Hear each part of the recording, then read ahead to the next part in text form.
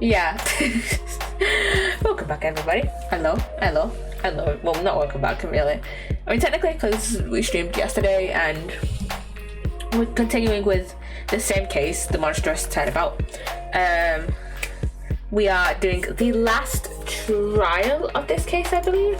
This case is 2 trials. We did the first one on... We did the first trial on Friday, and we started it on Friday, and then we finished it on we finished it yesterday, and then we did the second investigation yesterday, and I was like, you know what, too tired, I'm gonna do it tomorrow. So we're gonna do the final trial today, and we have 4 cross-examinations and a mood matrix to do in this trial, which is quite a bit because we had the same in the first trial. We had 4 cross-examinations and a mood matrix to do in the first trial. The mood matrix, I love them doing the mood matrices, by the way. The mood matrices slightly you have to kind of get used to it, but you know, I still love doing the mood matrices. Anyways, let's get into this trial. Yes, day 2, trial 2. Oh yeah, I kind of revamped my Discord. I sorted out the roles and stuff. I might slightly change up the name of the each of the channels tomorrow, but we'll have to see. And we are now, court is now in session. Court is back in session for the trial of Damien Tenma. Appellate Justice, Defense Team Leader, is ready, Your Honor. Athena Sykes, Assistant Defender, is ready too, Your Honor. Je suis prêt. As chipper as ever, I see. And in French, no less. And the prosecution? Back in chains again. Very well then. By the way, I asked Detective Fulbright to provide sturdier shackles today. There'll be no more of your funny business this time, Prosecutor Blackwell. Now, your opening statement, if you would. I believe it's standard procedure for the prosecution to handle it. Looks like the judge is really bringing it today. He probably realised how Blackwell played him. That was one mean game of Simon Says. Oh yeah, can we see... We can't see Apollo's notes. I'm guessing that's just for the investigation. Yeah, His Honor has to fight to defend his honor today. Your boldness. Still calling him your boldness. It's plain to see that you've always dreamed of delivering an epic opening statement. I have? I don't know if I'd say that. Why, of course you have. I saw it in your eyes the last time you gave the opening statement. That was the look of one who yearns deeply for the thrill of an epic opening statement. Blackwell. For decades now, you've been watching opening statements from your bench. They were the crown jewels of the court. The one thing you could not possess, the crown jewels of the court. Now, at long last, they are within your grasp. How could you possibly refuse? Blackwell. So you don't mind if I do it then? I'll make a special exception. Just this once. You did it last trial! Here we go again. Yep, more of Blackwell's mind games. Well, in that case, I think I might go ahead and make the opening statement myself. In yesterday's session, we learned the shocking truth that the victim, Alderman Rex Kyubi, was the Amazing Ninetales. We also learned that the Amazing Ninetales was a key figure in the yokai craze and the anti-merger protests. It was further revealed that upon learning Rex Kyubi's secret identity, Mayor Damien Tenma murdered him. Yeah, definitely. It was definitely Damien Tenma, not that fucking pompous asshole that is Florent LaBelle. Is it? Yeah, Florent LaBelle. Hate this guy. This guy. I want to punch him in his face. This guy, I hate him so much. I hate him so much. The fact that the crime took place in a tightly locked room was also brought to light, and the only people that in that tightly locked room were the defendant and the victim. The defense proposed the existence of a hypothetical third party, but further investigation revealed no proof of a third party who had escaped the room.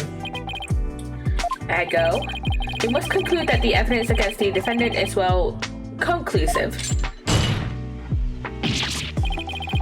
Did I say something wrong? That was quite astonishing. You've truly outdone yourself this time. Oh, one more thing to boast about to my grandchild. Well, this was not an unexpected turn of events. Why is Blackwell like this? Seriously. Now then, it seems the prosecution has called a new witness to testify. The inexplicable yokai evidence left at the scene of the crime. Or does that not demand some sort of explanation? The feathers and tracks? Weren't those left by the mayor while he was possessed? That was but an act to protect his daughter. Oh, yes, of course. I had suspected as much. But did he actually believe the mayor's award-winning performance? His daughter was the one who planted the yokai evidence. Ergo, the true identity of the yokai is in the manor was the manor's maid, Jinxie Tenma. Objection! The prosecution is engaging in mere conjecture. Would you care for some witness testimony then? Yes, we would. For I am ready to prove that the little scamp is the one behind the Tenma Tarot farce. Witness testimony? I bet it will mean Filch and that creep LaBelle. Very well then. Bailiff, would you bring in the first witness? Here he is, it's Filch. Mr. Filch, you made quite the hasty exit yesterday. See that it doesn't happen again today. Been known for my hasty retreat since I was a kid. Bit of a trademark of mine. Indeed, you managed to give a total of 5 bailiffs the slip. Like those amateurs could never nab me here. Yipes.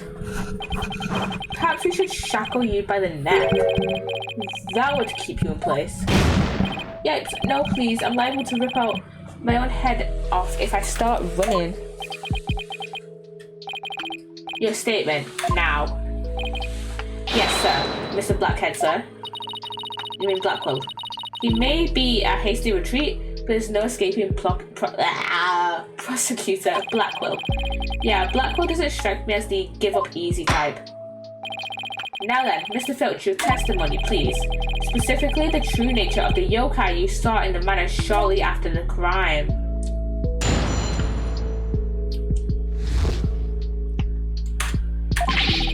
Tenma Tarot was really that little maid girl, ain't no doubt about it. I mean, the Tenma Tarot I saw was just a little thing about her size. Sure. But the little runt had a big old staff. I'd seen it when she came into the foyer. Bet you she stole it from the forbidden chamber after stumbling on the crime scene. She was gonna use it to wallop me on account of my fierce reputation. I just know it.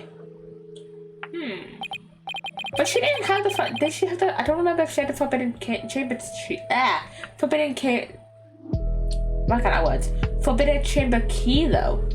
So Tenma Tarot was short in stature, and that's because it was Miss Jinxie Tenma all along. You betcha. Besides, all the rest in the manor were way taller than her. Feigning height is but an easy thing.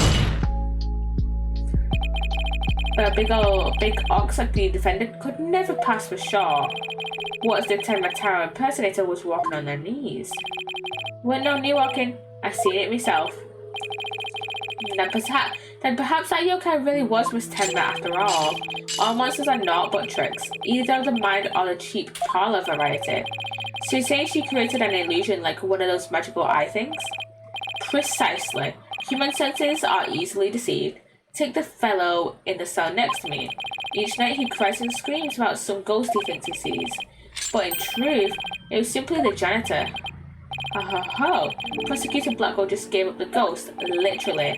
The janitor's deathly complexion and all-white attire are no doubt partially to blame. That and the fact that he constantly mutters about taking vengeance for this or that. That actually sounds like a real ghost to me. The defense may now cross-examine the witness. Cross-examination time. And we've got to save before. Cross-examination in case I, royally fuck this up, but I will. But still.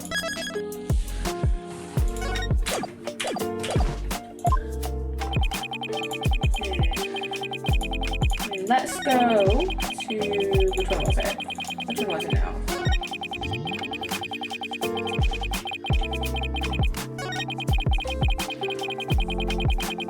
This one. It was this one. And where is it? Objection! It would seem that Tamatara was in fact not this innocent little girl. Huh? How you figured that?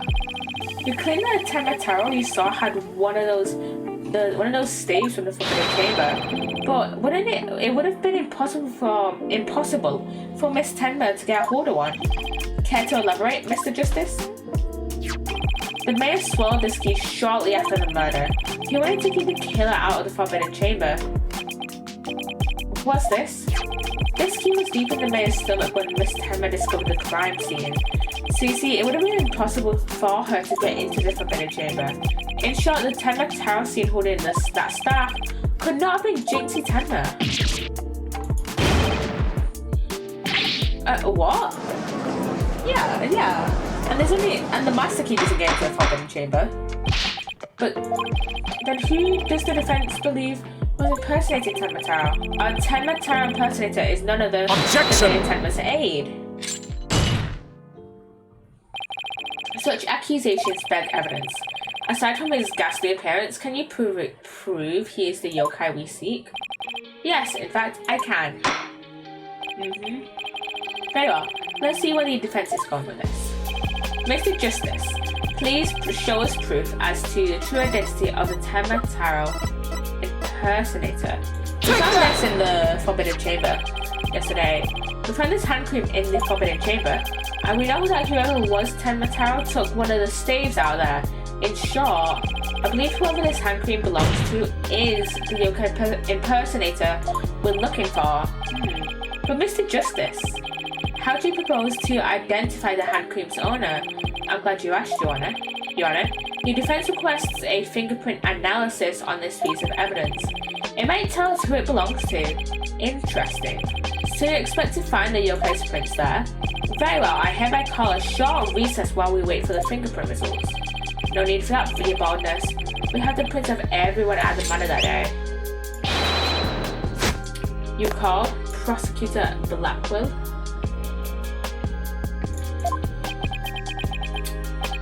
Could anyone be more whipped? Fulbright, analyze this for prints. You have 3 minutes. Your wish is my command. Very well then. I guess we'll just wait right here.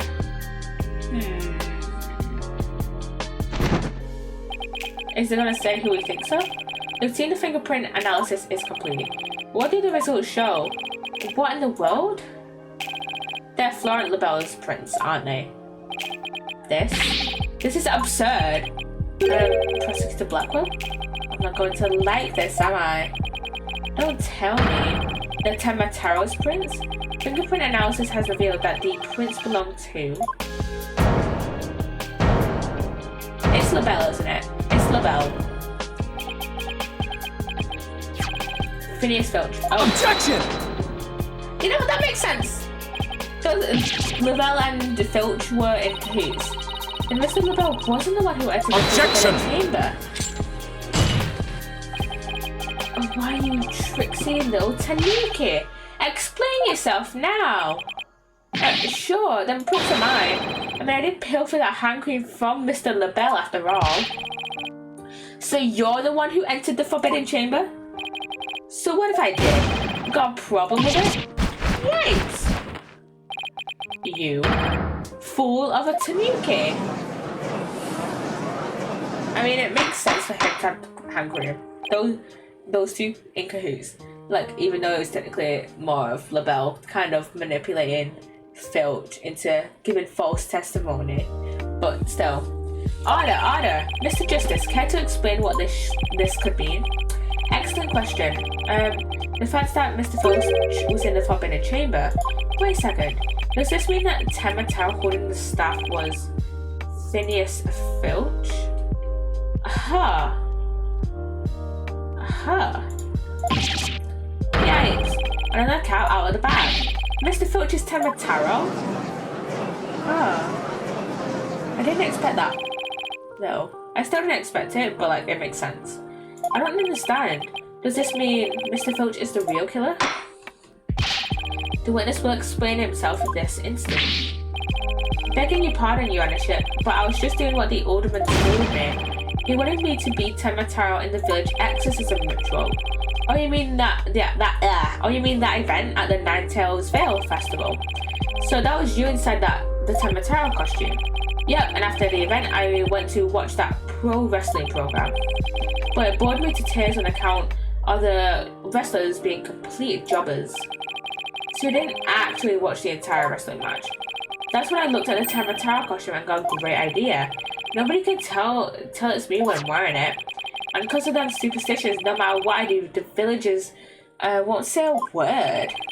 In other words, you use the superstitions to effectively render yourself invisible. Why did you want to enter the Forbidden Chamber in the first place? Because of the treasure there. Thought that was my big chance to sneak in and nab it. Treasure? Only that is the greatest get-rich-quick chance in the universe. God probably told me all about it. Says there's an amazing treasure in there. He went in there not knowing his grandfather had already pilfered it. Guess that's one tale that didn't get passed down from grandpa to grandson. Wait, how exactly did you get into the Forbidden Chamber? There was a meeting in the Fox Chamber that day. Plus, the mayor swallowed the only key that could open the Forbidden Chamber's doors. You couldn't have possibly gone in. I could through the air vent in the foyer. The vents left of the alderman picture. I went on in and made a nice little hole. Used that to get into the air duct that leads to the Forbidden Chamber, I did. You what? But how's that even possible? Wait a sec. Remember that air vent in the Forbidden Chamber? So Mr. Filch found a way to get into that air duct. And that's how he got from the foyer vent to the Forbidden Chamber vent? Okay. So Temma was nothing more than a cat burglar, or rather a tanuki burglar. And I'm about to be without anyone to charge for the alderman's murder. Looks like that so-called yokai is nothing more than one big troublemaker. Tell me, Mr. Finch, what did you do after fleeing to the fire? I got out of that costume right quick. Would have just caused trouble at that point. And where is that costume now? Heck if I know. And it ain't my fault if you never find it. The police search every nook and cranny.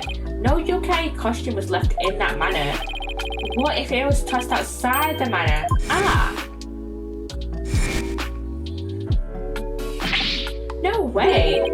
But maybe, just maybe, the defense seems to have hit upon an idea. Well, go on, Mr. Justice. Okay, here's what I think.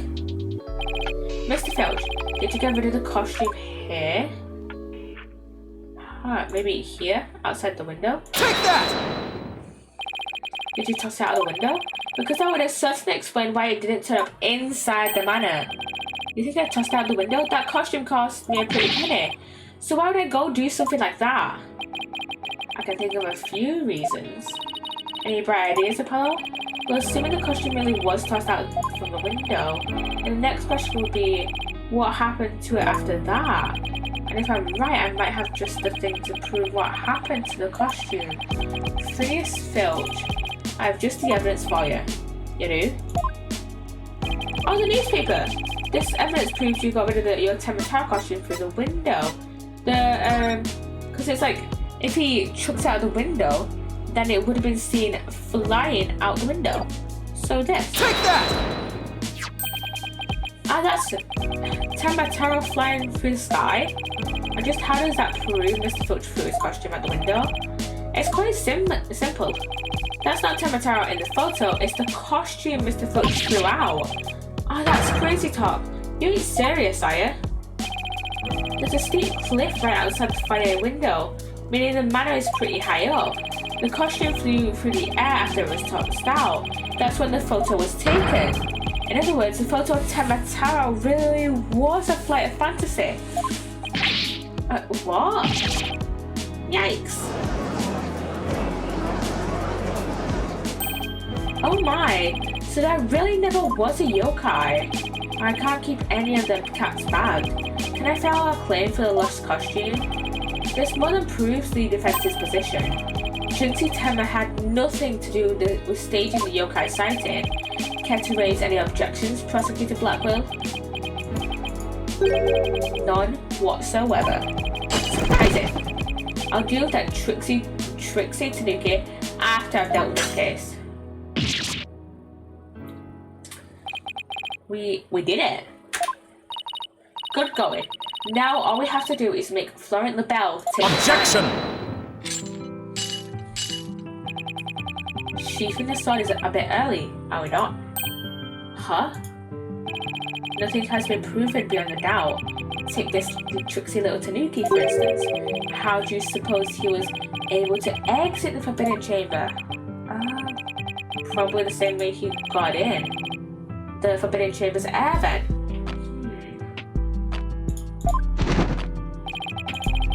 And what of the feathers and tracks that are seen in the crime? They would suggest that the Tanuki exited through the chamber door, not the air vent. But the Forbidden Chamber doesn't open up from the inside, so what you're saying makes no sense. Right. Someone on the outside opened the door for you, isn't that right? Yep, that's right, Mr. Blackjack. The door suddenly sprung right open. Sprung right open? He was on the other side. Didn't get a good look on account of the sudden glare. Like how the reflection from my head blinds fellow moviegoers emerging from the dark. That's when I snatched that staff and made my daring escape. And then that little maid gal spotted me as I hightailed it down the hall. That means the Forbidden Chamber wasn't opened until after the crime was discovered. But wait, we still don't know who opened it. Maybe there really was a third person in the Objection! Well, you little Tanuki, when the Forbidden Chamber opened, did you see the accused passed out there? Nope, only one there was the alderman, and he was dead as a doornail. If the accused wasn't there, what do you suppose he was up to? Uh-oh, I don't like where this is going. Don't tell me. Plainly, the only one who could have opened the Forbidden Chamber door was the accused, Damien Tenma. No. Hold it! Wait a second. There had to be somebody else besides Mayor Tenma there. Really? And who might that be? Oh, well, that would be... Objection! It seems our feisty little lass has forgotten the most important thing. Evidence. I didn't forget. I was just testing your attention to details. Miss Sykes, you can't prove your point without proof. You can't prove your point without proof of some sort. It's a proven fact. Sorry, because I put my foot in my mouth again. Now, Tina, we're definitely onto something here. We are? Think about it. If Filch was stuck inside the Forbidden Chamber, one of the alibis we heard would no longer hold any water. The defense would like to call a new witness to the stand. Someone who knew Mr. Filch was stuck in the Forbidden Chamber, and by virtue of knowing this, has an alibi that no longer adds up. Not that insufferable. Very well, the court will hear what Mr. Justice has to say. Whose alibi no longer adds up? LaBelle's. Take that! LaBelle's. Well, that's the defendant's aide, Florent LaBelle. Didn't he claim to be in the foyer at the same time of the crime? True, but in his alibi, he also claimed Mr. Filch was in the foyer too. However, as we all know now, Mr. Filch was not there with Mr. LaBelle at that time. In short, Mr. LaBelle's alibi has disappeared. Florent LaBelle's alibi was one big lie. Isn't that right, Mr. Filch? I reckon there ain't no keeping that cat in the bag here, neither. It was all Mr. LaBelle's idea. He told me he'd button his lip about me breaking into the forbidden chamber, and in return, he said we'd vouch for each other's alibi. Shame on you, Mr. Filch. Perjury is a serious crime, you know. Finally! I say this every time the judge calls witness out on perjury. But finally, he's calling people out on perjury. And, you know, whatever it's called, you know, perjury. Because in the Phoenix Wright trilogy, he did not do it. Maybe like once in Rise from the Ashes, but not anywhere else. Like, he did not say shit about perjury or like being in contempt of court or whatever. Like anywhere else. I mean, sure, he maybe convicted people for being, you know, obstruction of justice and blah blah blah blah blah, and you know, aiding people, it being an aid in the murder of someone, like in Lana Sky, I think. I do not remember what happened. I'm gonna look at Lana Sky's before I forever. Lana Sky's wiki. Wiki. Lana Sky.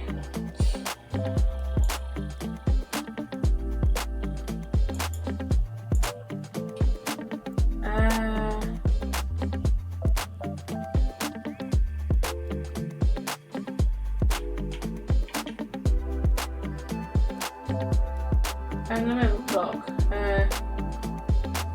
She disposed of the corpse. Fuck on. But yeah, but in the original Phoenix Wright trilogy, I don't remember him ever calling out someone for perjury. But I'm glad that like the judges are now in Grace and in Apollo Justice are calling out witnesses for perjury and being in, you know, contempt of court.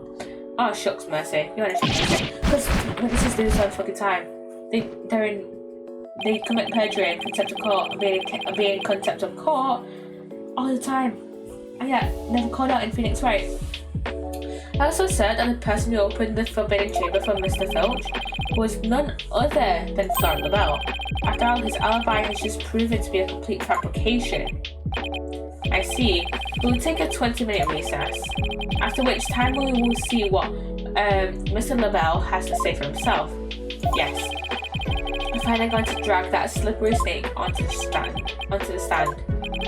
In the meantime, the prosecution will question Mr. LaBelle about these new allegations. Yes.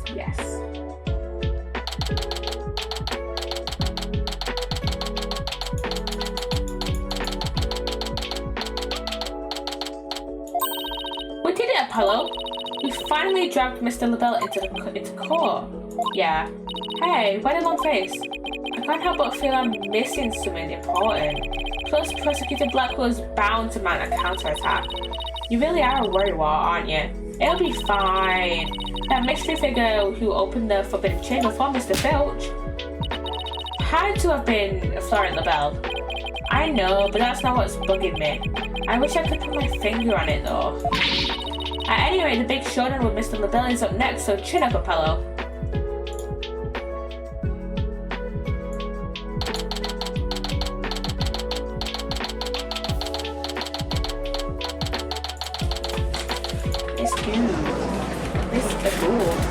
And his hair is green. He looks like the fucking Joker. Court is back in session. Our next witness is. Look, he looks like the fucking Joker. He looks like the fucking Joker, doesn't he? I'm screenshotting this and gonna post it on Twitter. I'm gonna post this on Twitter because it's too fucking funny. Yes, I know that is very, very annoying sound at the end of it.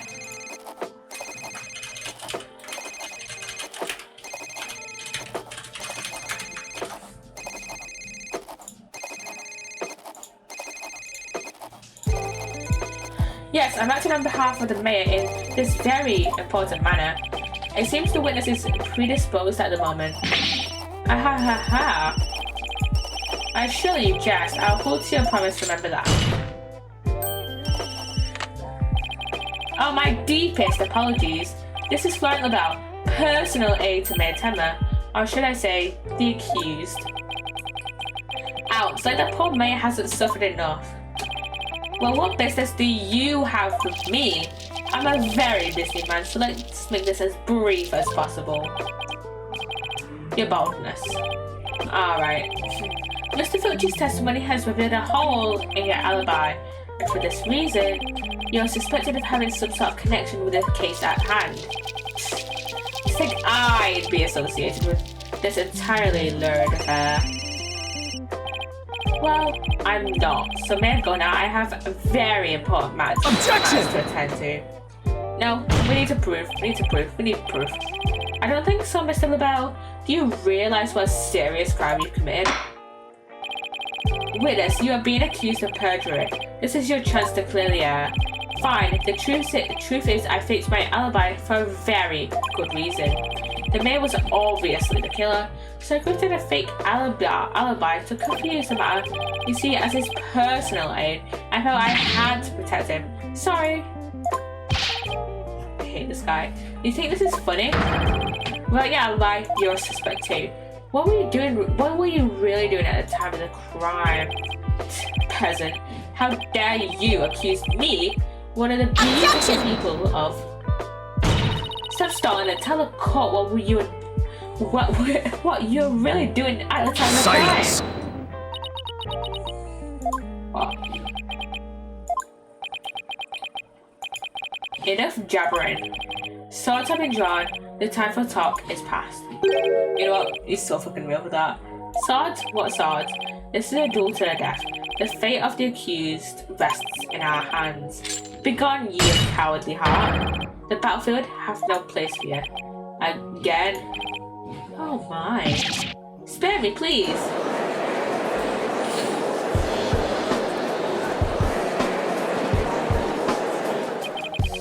So much for steadier shackles. Those chains hindered my vow that heads would roll this day. This gives keeping your head on in court a whole new meaning. Will the witness please deliver the accused's death knell? You know of what I speak. Ha ha ha ha ha. Most certainly. His goose is already cooked. Time to stick a fork in him. Whatever he has to say can't be good. As I told Prosecutor Blackwell during the recess, I rushed right up to the Fox chamber when I heard little Jinxie scream. What? Then, drumroll please. I saw Mayor Tenma opening the forbidden chamber doors. But there you have it. The mystery man who opened the chamber door, as witnessed by one Phineas Filch. It was the accused. There was never any third party. Oh, and that's not all. Heard something quite startling at the scene of the crime. Startling sounds bad. The mayor, who was barely conscious, muttered this. Forgive me, Jinxie. I killed the alderman. That's right. The mayor actually confessed to the murder right then and there.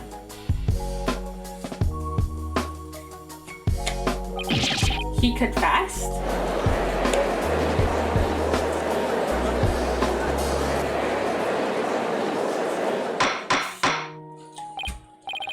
Order in the court. This is quite conclusive testimony if it stands. Just so, and quite astonishing, I might add, I only learned of this fact during the recess. Ah ha ha ha ha. I just love surprises, don't you? That's why I saved the best for last. Consider it a gift from me to you. No way, I don't believe Mr. LaBelle has heard the mayor confess. But is this really true? Did Mayor Tenma really confess? It is indeed. During our last recess, I confirmed it with the mayor's daughter. It would seem Mayor Tenma actually did confess. That testimony is quite favourable to the prosecution. Mrs. LaBelle? Yes, I called earlier about the party reservations. That's right, and I'll be calling my little shindig Mayor Tenma's conviction gala. A splendid time is guaranteed for all but the mayor and his defence. Well, as it seems, our witness is a very busy man. Let's go back to his testimony. Mr. LaBelle, please tell us what you saw when you came upon the scene of the crime.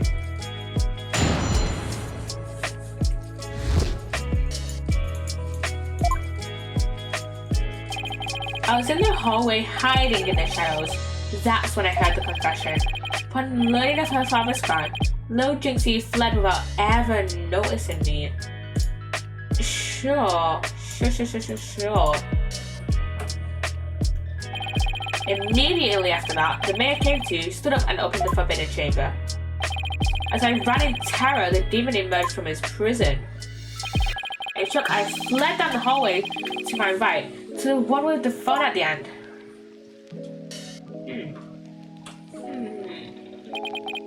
I must say, this is a shocking revelation, quite unexpected. To think the defendant actually confessed then and there to his crime. Perhaps the guilt was too much to bear, so he confided in his daughter.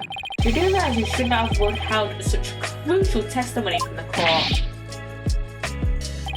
Once again, sorry. I feared being accused if I mentioned coming up on that most unpleasant scene. Why did the mayor's confession have to be brought up by this guy? We better do something before the judge declares the mayor's guilty. As a death row inmate once told me, years gone by, there's a time to fight and a time to yield, a time to live and a time to die. He's laying it on real thick now. The defense may now cross-examine the witness. Cross-examination time. Options, save.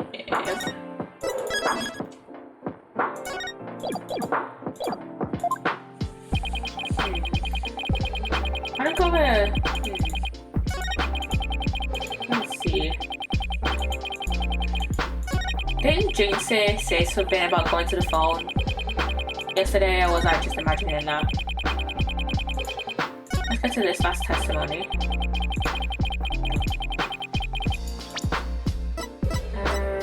Let me have a look. After leaving the scene and calling the police, they passed each other bend in the hall as he made for the fire. He was carrying a staff-like implement that jingled. She couldn't call for help because there was no one else in the hall. Objection! Florent LaBelle, you're lying about having witnessed these events from the hallway. What on earth do you mean? Yes, care to fill the rest of us in, Mr. Justice? If Mr. LaBelle had really fled down into the hall with the phone in it, he would have crossed paths with Miss Tenma. What's this? After she discovered the crime scene, she immediately went to call the police. Then after making a call, she went back to the main hallway, whereupon she encountered the demon, yokai, or whatever you want to call it. As for me, I call it Phineas Filch in a Tenma Tarot costume. The encounter happened right here, where the hallways meet. As for Mr. LaBelle, if he had fled here, feigning escape from the yokai imposter, well yes, the two would have crossed paths. Right, except Miss Tenma told us that there was no one else in the hall. In short, Miss Tenma did not see you in the hall because you were never really there. My eyes, my beautiful eyes! Ha, not such a fabulous sight now, is it? No. But, Mr. Justice, the witness also stated that he heard the mayor confess. If he was lying about hearing the confession from the hall, then where was he when he heard it? Inside the Fox Chamber. Where else? But isn't that within the very crime scene? It is, Your Honor. And that means he's not really a witness. Rather, he's the third party I've been alleging this whole time. What? You think I'm the killer? How dare you? Silence! Foolish fop. A true man knows when he is near. A shade of lies comes not before a full sort of truth bed. Prosecutor Blackwell, I thought we were on the same side. You are mistaken. There are no sides here, save for my cold, steely edge of judgment. You're alone upon this battlefield, with naught but your lies and sickly sweet perfume. Whoa, what just happened? Black was really tearing into him. You heard the mayor's confession from the inside, did you not, you deviant dandy? From the sole location from which you could have seen and heard the mayor and the Tanuki, without either of them noticing you were right there in the fox chamber. Oh my, so that's how it's gonna be. Fine, I'll come clean then. Seriously? You admit to being there in the fox chamber? I do. I did enter the room after the murder, but I was afraid of being falsely accused, so I lied about it. I feel terrible about lying about that, but it's a verbal cologne I use to protect myself. And not to maybe, I don't know, get Damien Timber convicted. You'd better explain yourself, Mr. Lavelle. Yeah, of course, I was just about to get to that. The witness is skating on thin ice. I'll remind you that perjury is a serious crime. Now let's hear your testimony again, this time without your perfume or lies.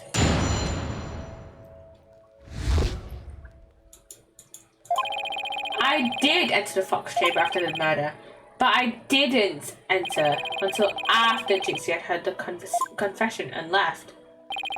I heard the mayor groan and hid behind the folding screen there. What I saw there close, it was absolutely horrifying. So you see, I was there but merely watching from behind the screen. From behind the screen? Well, yes, I believe you wouldn't be spotted if you were there. Just so, you could see everything without being spotted by the victim or that Tanuki filch. Suffice to say, he was a mere witness to the event rather than an actual third party. This guy's as slippery as an eel. Apollo, you think he's telling the truth? Well, he was in the fox chamber, so at least that must be true. Your defense may cross-examine a slightly voyeuristic witness. Cross-examination time. And time to save.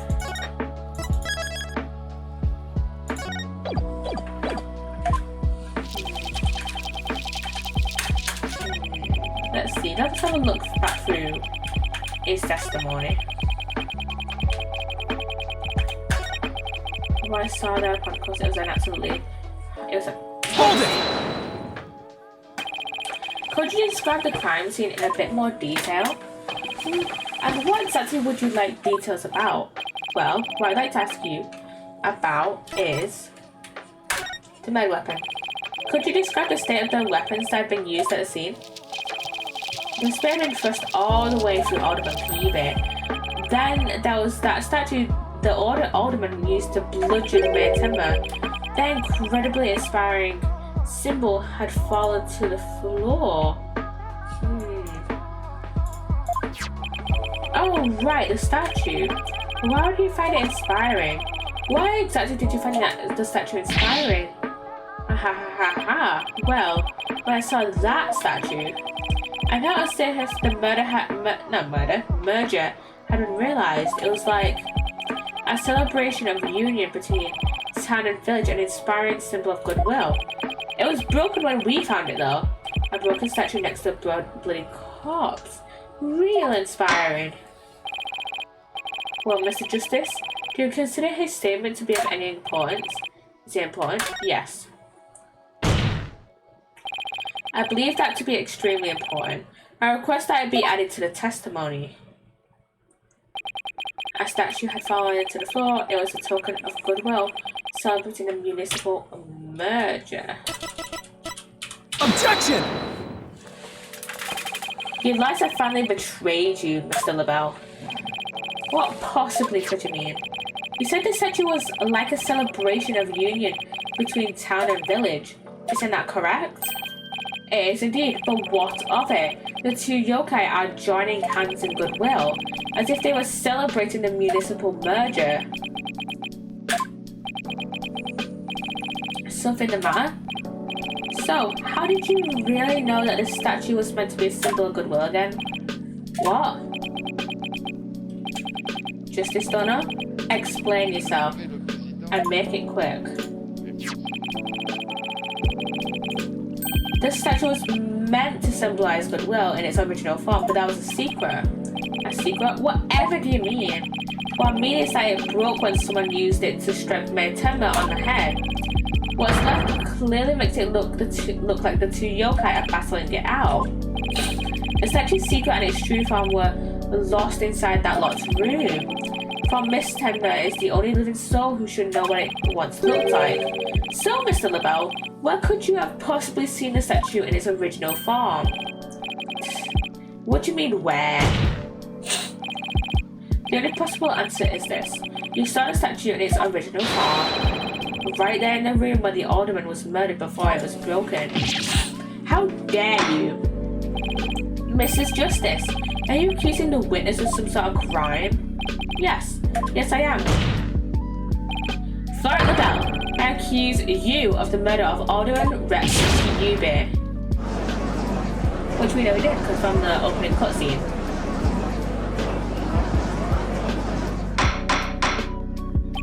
Order! Mr. LaBelle, you've been accused of murder. Do you have anything to say in your defense? How could you possibly accuse me, the embodiment of beauty? Way to go, Apollo. This is the conclusive evidence we needed. Magnifico. We've got you now. We know you killed the alderman. Now admit it. Silence! What is it now, Blackwell? Enough of your silly games, Justice Donor. This prancing peacock could not possibly be the killer. What are you talking about? His alibi has already crumbled to dust. And I just proved that he was in the Fox chamber while it was still locked tight. Silence! Why could he have not seen the statue in its true form before the murder? After all, he was close friends with the alderman. Ergo. Yes, that's right. I clearly remember it now. Alderman Kyubi told me about it. About what the statue actually looked like. I mean, he was a good friend of mine. Objection! Right. Yeah, right. He wouldn't show you a secret gift just like Silence! that. Moreover, it has already been proven that he was not present at the scene of the crime. It has. Forgotten, have we? We caught a little scam statement, if you will. When Jinxie Tenma got to the Fox chamber, she saw the alderman and the mayor collapse therein, and no one else. Oh, I get it. The fact is, it was you two who made that apparent in yesterday's court trial. Thus, Florent LaBelle could not possibly have been in that locked room.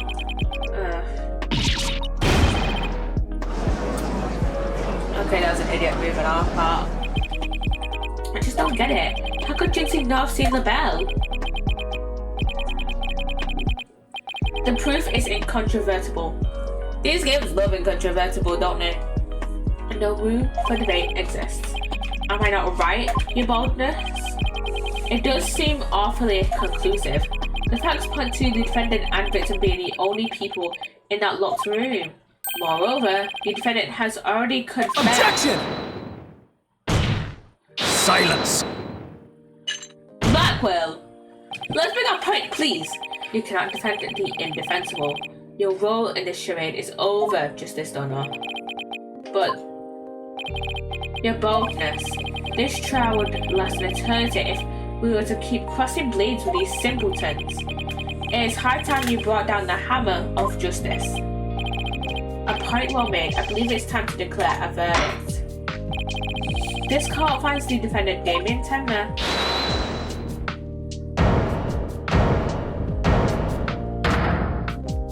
Damien!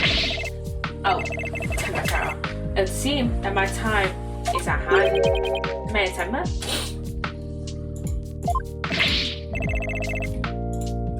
Counselor, there is a matter to which I must testify. I recall it now only for your good graces. Counselor? Alright, he must be me. Has he finally remembered what happened before that blow to his head? Bailiff, don't just stand there, seize him! It's no good, I can't restrain him. know me in despair, for I am Tenmataro, demon lord of the yokai.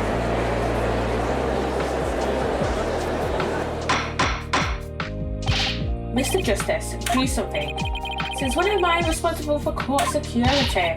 Apollo, this is our chance. We might get some new information out of him. Your Honor, seeing as our client has something new to say, I believe due process demands that we hear him out, even if he is a yokai. When you put it that way, still, I believe testimony by a yokai is unprecedented in the legal world. Unprecedented in absurdity, more like. Alright then, Mr. Damien Tenma.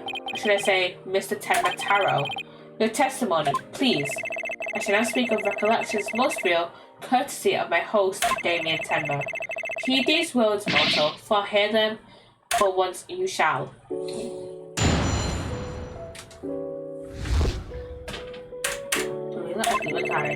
Barely conscious was Damien there amid the darkness. Suddenly, two yokai did appear. On one side, I, Tenmataro, ruler of humankind, and on the other, my mortal enemy, the nine-tailed fox. What the fuck can we do with that? So is the defendant asserting that the room he was in was very dark at the time? Should I say maybe yes, indeed, all was in darkness. And the part about Tenmataro and the nine-tailed fox being there? Yes, that too. Tenmataro towered overhead and the nine-tailed fox committed ghoul. I call animal abuse, Your Honor.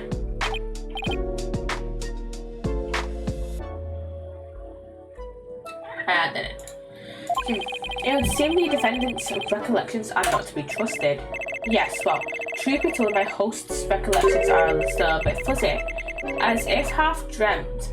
That happening lingers in his mind. Apollo, maybe I can help her. Really? Oh, you mean? Yeah, I can hear it. The discord in his heart. It says an unusual emotion in a mazed memory of the event.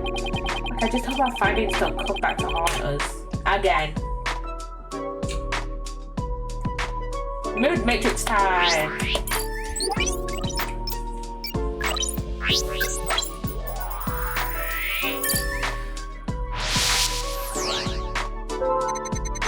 Barely conscious of Damien there and the darkness.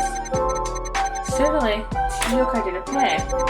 On one side, I, Tenmataro, ruler of humankind, and on the other side, my mortal enemy, and I thought, why? Got it! Why is happiness going up when you see a mortal enemy? When the nine-tailed fox appeared, you not only experienced shock and sadness, but also something like joy as well. Joy? Perhaps it was joy at the light coming to my eyes at long last. A long and terrible screaming did pierce the silence, and then there was light.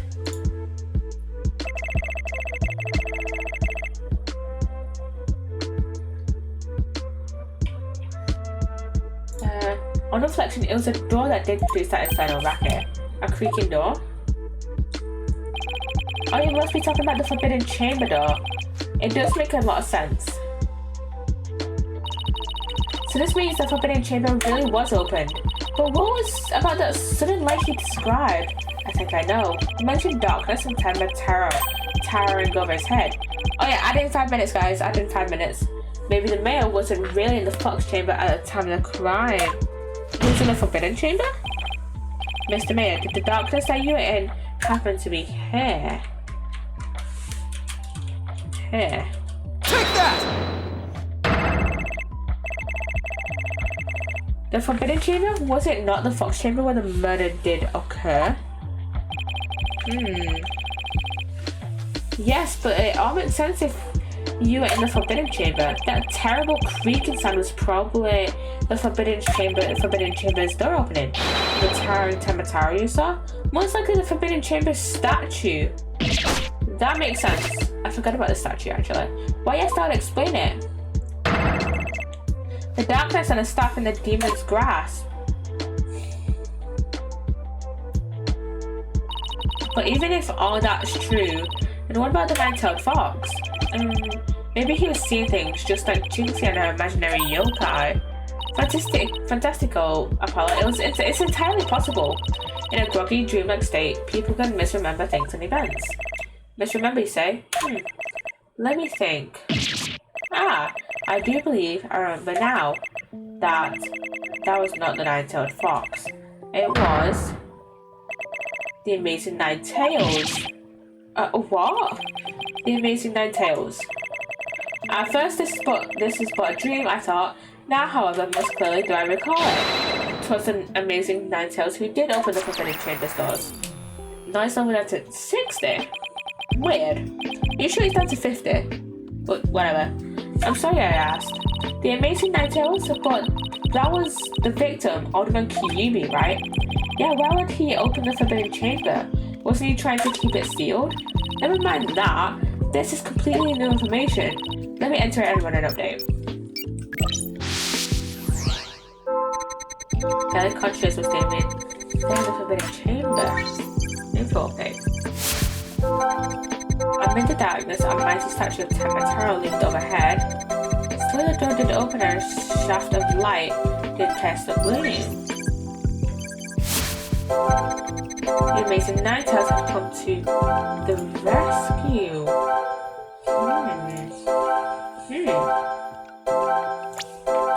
But wait. Got it!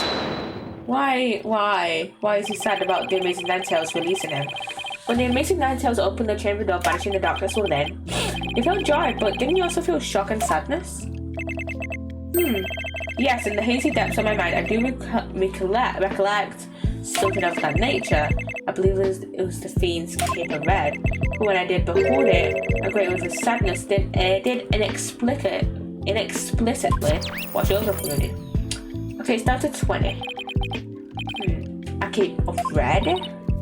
Apollo, we've reduced the noise level. Let me look at the court record. He doesn't wear a cape of red though. He wears a cape with 9 tails, but no red cape. But there's still no left. Maritama, why were you sad when you saw the red cape? Why indeed? Yeah.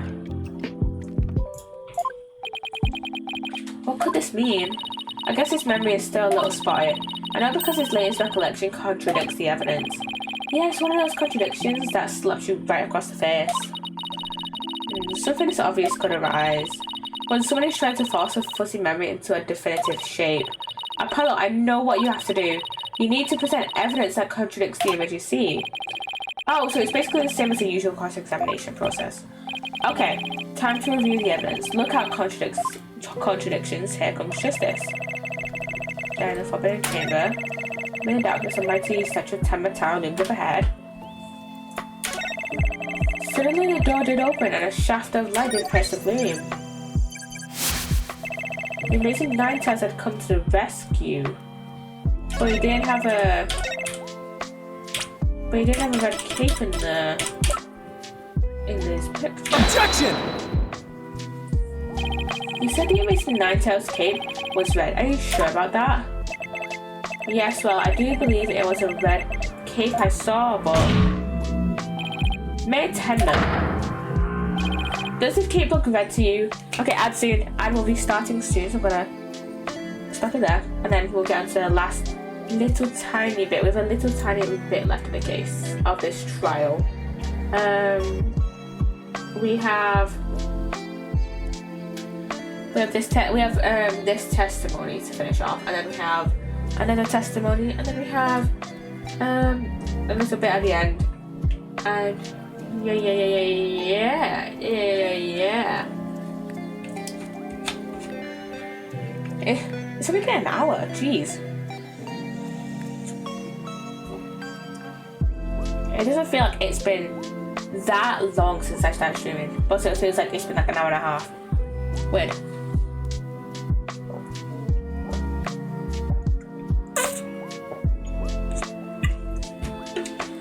But yeah.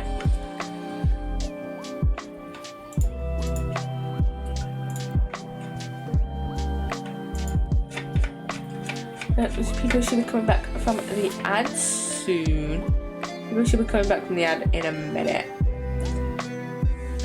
And welcome back, everybody. Welcome back.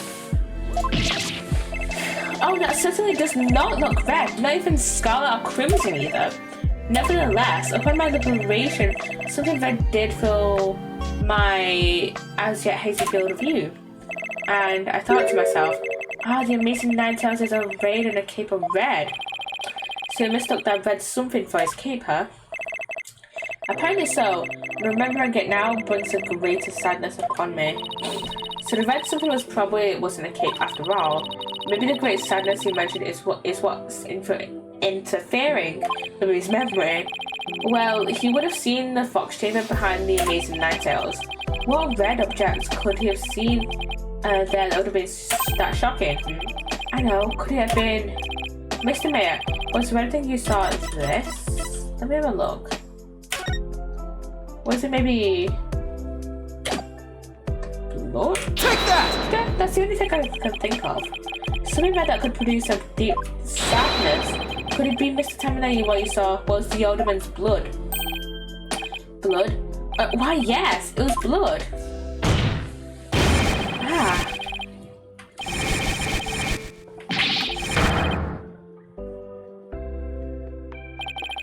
It's all coming back to me now. It wasn't a red cape that I saw. It was lying behind the amazing Ninetales, the alderman's bloody body.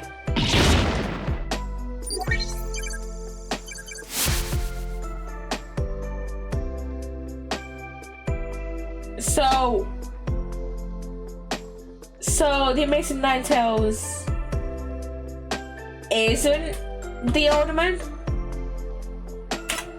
Okay. I mean, we got his noise level down, but that brings up like 20 new questions. His noise level is down to 0. I think he's remembered everything now. Does this mean the amazing Ninetales killed Alderman Peavy? But the Alderman was the amazing Ninetales, so how exactly does that work? Hey, I asked you first.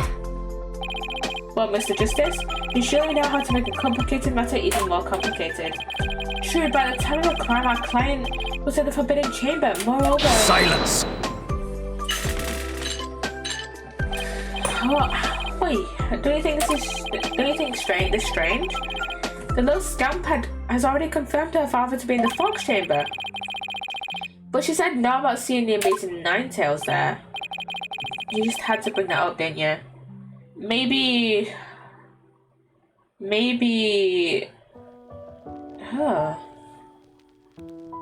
Well, whoever this amazing Ninetales was must have bludgeoned the mayor with the fox statue. Hello, Tata. Hello. Welcome on in. Hello, everybody. Hello. How you doing, Tata?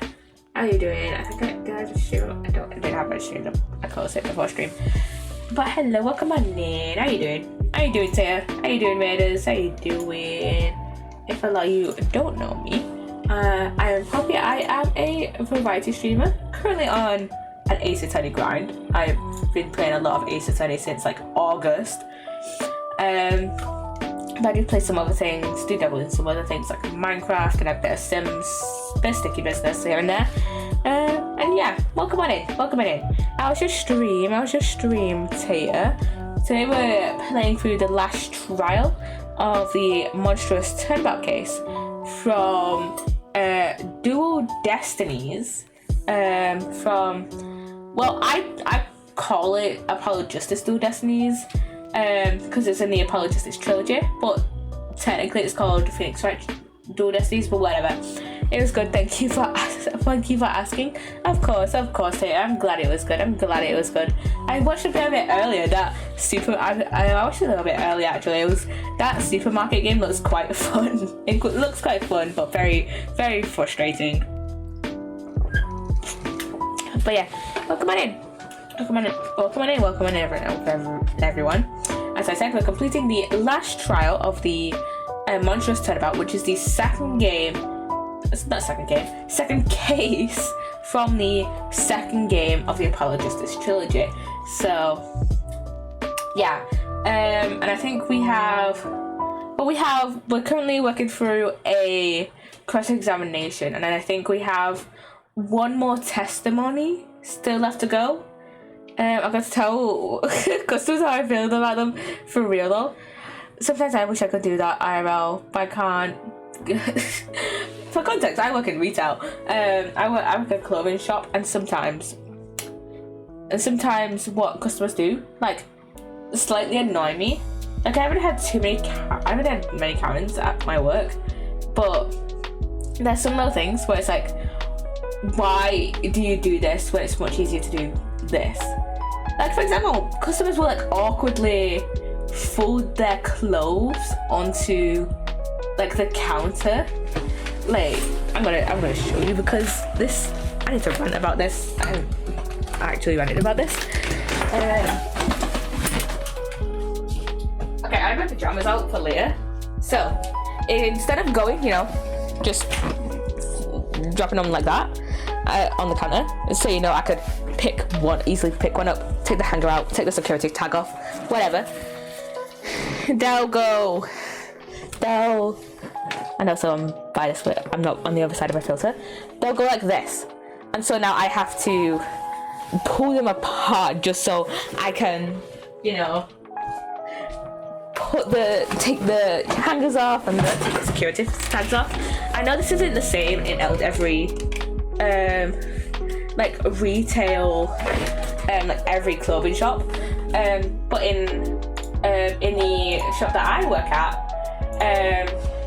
usually, I think give it a look, Grumpy, but usually, unless the customer like asks, like, hey, can I still have the hanger? Usually we automatically take the hangers off, right?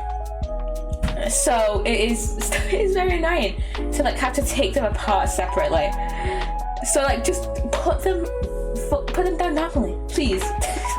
It's very annoying. And I think I tweeted out something the other day being like, just put them normally. Now, things I wish I could have said to people when I looked at the convenience shop I worked at, that this was very cathartic. I could kind of tell from the way you were kind of raging at the game. But yeah, sometimes customers do things that slightly annoy me. I mean, there's some things that like there's some things where it's like, I understand when you might get confused. Like, for example, at like one of the ends of like the counter, our till counter, there's like two tills, but one of them just doesn't. I've never seen it on in like the 3 months I've worked there. But like the till next to it does work. So and now you will go on that till.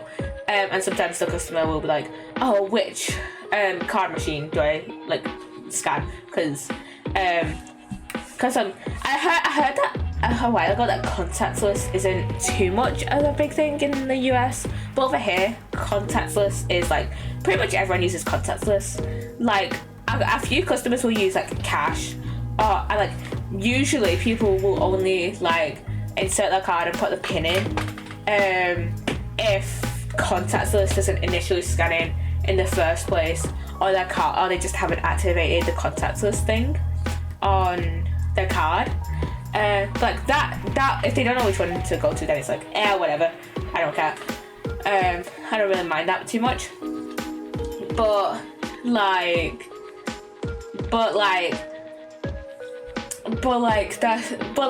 what does slightly annoy me, and I don't know why, is when they'll try and like tap the card machine when I haven't even like put through the till, hey, this person is paying card or whatever. So it's like, and like it won't even show up on the card machine, hey, you can insert your card or whatever. So it's like, why try to scan it if it doesn't say to do that? So yeah. So yeah.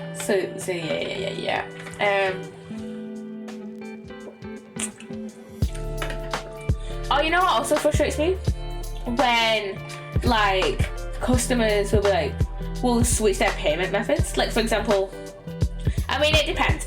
Like, for example, if like I had a customer on Sunday whose card just like was not working, and like was just like they kept trying to scan it and it just was not working, and their partner came over and was like gave them cash. I at this point I had like tried to run through the card again, but like they were like just like, oh, can we pay with cash instead? And I was like, yeah, sure. And I was like, yeah, that was like that I was like fine with that because it was like their card wasn't working for a couple of tries.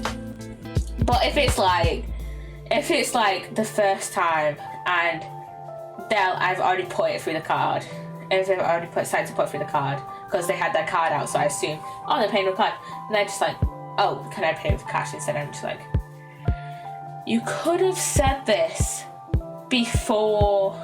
You could have said this, before I put it through the card machine. So yeah, I mean the tills at my work just annoy me completely. Just very much annoy me sometimes. Like for example, I was working yesterday. Actually, I don't know why I said Sunday earlier when it was meant yesterday. Yesterday was Sunday, but I was working yesterday, and on one transaction. Now on this till that I was working on, same till as I was talking about earlier. On this till is usually fine, but on one transaction, it was being extremely like slow. Like it was taking a while for like it to like contact like the scanner being like, hey, the card scanner being like, hey, this person's paying the card. Yeah. And then it was taking a while for the card to like process.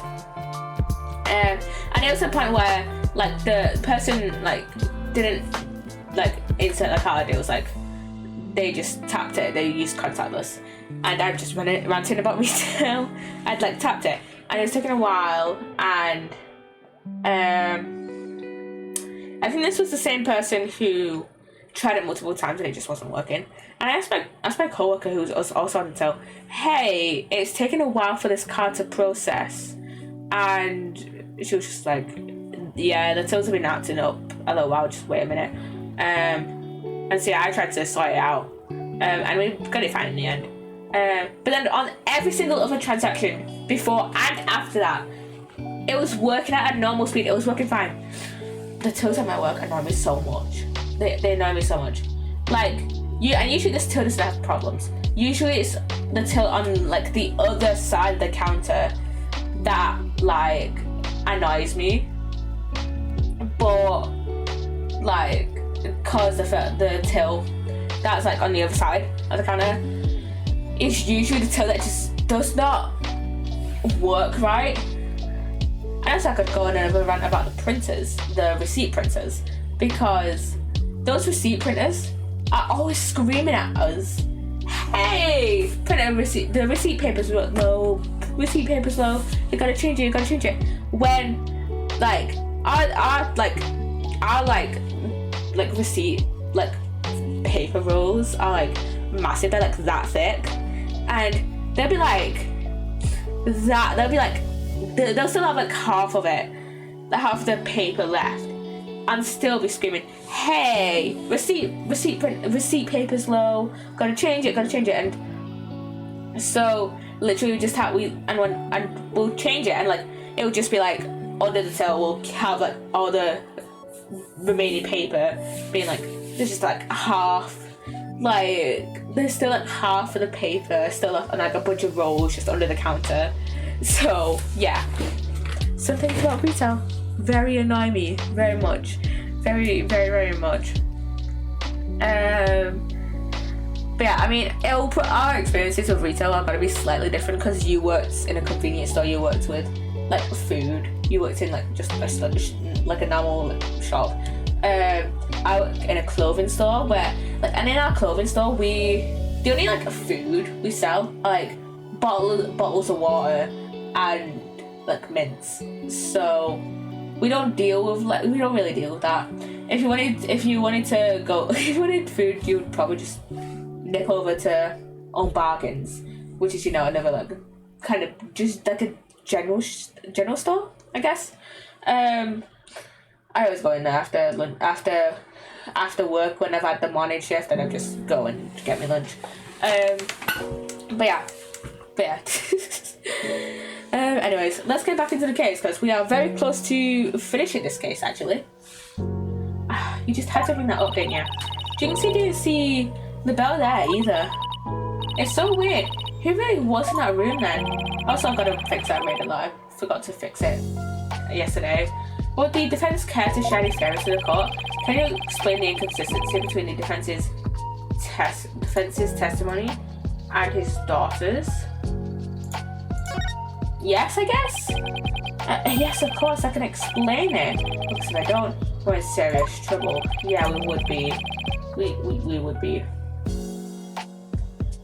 Not with any more of your bluffs and fairy tales, I trust. Fair warning, Justice Dono. I shall have your head if you fail to explain this. Chill out, Blackwell. Chill, I get you're a convicted murderer and anything, but you're also the prosecutor on this trial, so I need to just tone it down. Tone it down. Take it from a 10 to like a 5 at least. What about a good old-fashioned penalty? Literally. Well, Mr. Justice, let's see if you have a head worth keeping on your shoulders. First of all, Mr. Lubell was definitely in the Fox chamber while it was locked. But we also know that Mayor Tenma was in the Forbidden Chamber based on his testimony. These two facts are crucial to my explanation. So let us consider the following question. If the facts point to Florent Lubell and the victim being there at the scene, why did Jinxie Tenma see the victim and her father, Mayor Tenma? A very good question indeed, and I suppose you have an answer for us? Sadly, you would be supposing wrong. You think she could have mistaken Lubell for the mayor? Well, if she did, then the question is, why did she do that? Yeah, why'd she do that? Well, how about the explanation, Mr. Justice? I believe the time for questions is over. The defense says that Florent Lubell was at the scene of the crime. However, Jinxie Tenma has testified that she saw her father collapse there. If she has, in fact, misremembered the event, what could have made her do so? Was Lubell disguised as Tenma? As Tenma Taro? The figure Miss Tenma saw was not her father. It was Florence Lubell disguised as Tenma. Silence! That is a complete impossibility. Sure. Their faces are utterly unalike. How could you explain that away with a mere disguise? Yes, they both do have incredibly distinctive faces. Maybe the disguise completely hid his face. I think Jinxie would have mentioned if she couldn't see her father's face. And if it was that sort of disguise, wouldn't she have removed it? Oh, right. Your sword is as dull as your mind, Mr. Stella.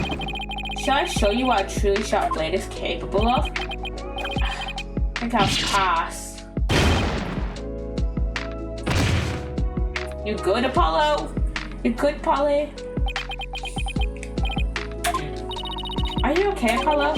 I'm not fine, am I?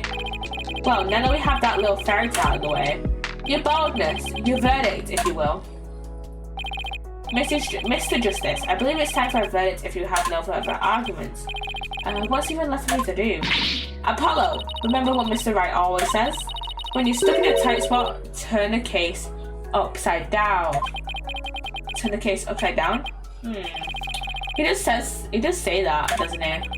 Which is what Mia taught him back all the way back in the first turnabout. But that was a while ago, wasn't it? That was like, what, August? That was a while ago, wasn't it? That was like, what, 9 months ago? Jesus Christ, that was a while ago. I don't quite see how it applies here. Still, never hurts to give it a try, I guess. Let's see. Rather than Jinxie didn't remove the disguise, maybe she couldn't remove it. And rather than she didn't tell anyone about the disguise, maybe it was she couldn't talk about it. A wrestler's mask is more precious than his own life. He'd never unmask himself in front of others. But there are matches where wrestlers battle for the right to remove each other's masks.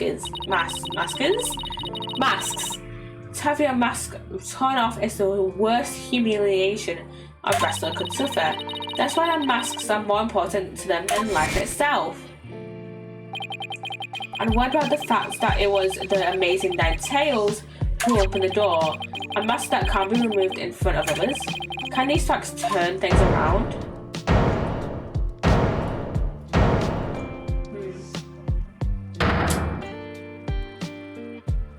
The Amazing Nine Tails mask. The Amazing Nine Tails mask. We saw that. We got it all backwards. Apollo? I think we might have made a huge mistake. We didn't even consider that. We didn't even consider that. Your boldness. I see no need to further indulge them in their silly little farce. Your defense has no proof. They never did, and they never will. Then it seems I must announce my verdict. Objection! No. I do have proof. Do you now? Alright, but this better be good, Mr. Justice. We can solve the remaining riddles by turning all of our assumptions upside down. Why Jinxie Tenma mistook Mr. LaBelle for her father? Why she couldn't remove the costume or tell anyone about it in the first place? These riddles are inextricably linked to Mayor Tenma's secret identity. A shocking secret identity that will turn the entire premise of this case upside down. This piece of evidence clearly reveals Mayor Tenma's secret identity. Take that! What absolute claptrap. Poppycock. Balderdash. We thought the Alderman was the Amazing Nine Tails and the Mayor was Tenma Taro. That's why we believe the Mayor killed the Alderman in his lust for Nine Tails' fail. And it was the basis for the prosecution's entire case against our client. However, we got the whole thing backwards. Mayor Tenma wasn't Tenma Taro at all. He was the Amazing Nine Tails. I love Athena's shocked expression. I love it. What's this?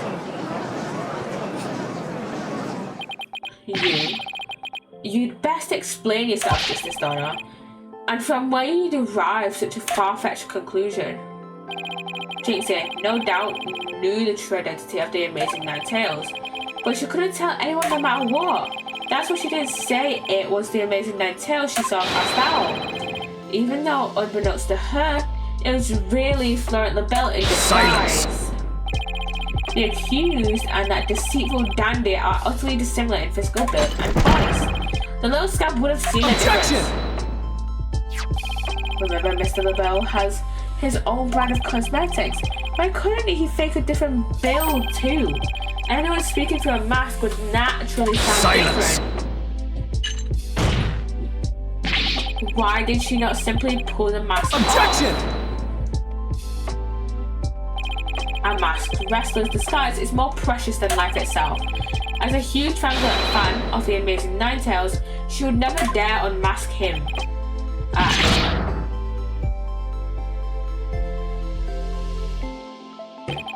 This case of mistaken identity also explains the riddle of the locked room. Then, by all means, Mr. Justice, answer it for her already. First, Mr. LaBelle entered the room where the Mayor and the Alderman were talking. I suspect he brought with him coffee laced with some sort of sedative once the Alderman was out cold.